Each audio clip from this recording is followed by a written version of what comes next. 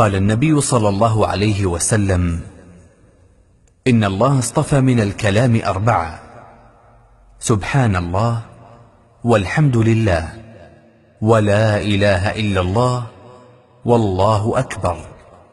فمن قال سبحان الله كتب له 20 حسنة، وحطت عنه 20 سيئة. ومن قال الله أكبر فمثل ذلك. ومن قال الحمد لله رب العالمين من قبل نفسه كتبت له 30 حسنة، وحطت عنه 30 سيئة. صحيح الجامع.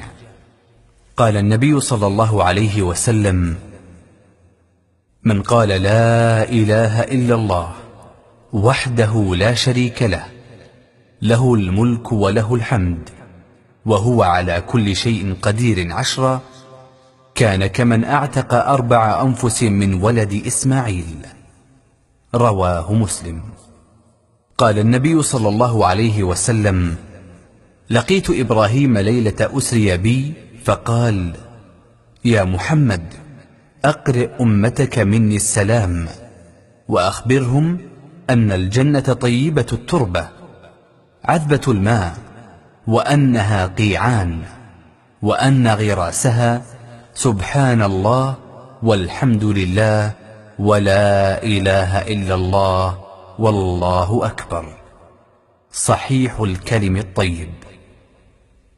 قال النبي صلى الله عليه وسلم: من قال لا إله إلا الله وحده لا شريك له، له الملك وله الحمد، وهو على كل شيء قدير في يوم 100 مرة، كانت له عدل 10 رقاب، وكتبت له 100 حسنة، ومحيت عنه 100 سيئة، وكانت له حرزا من الشيطان يومه ذلك حتى يمسي، ولم يأت أحد بأفضل مما جاء به إلا أحد عمل عملا أكثر من ذلك. متفق.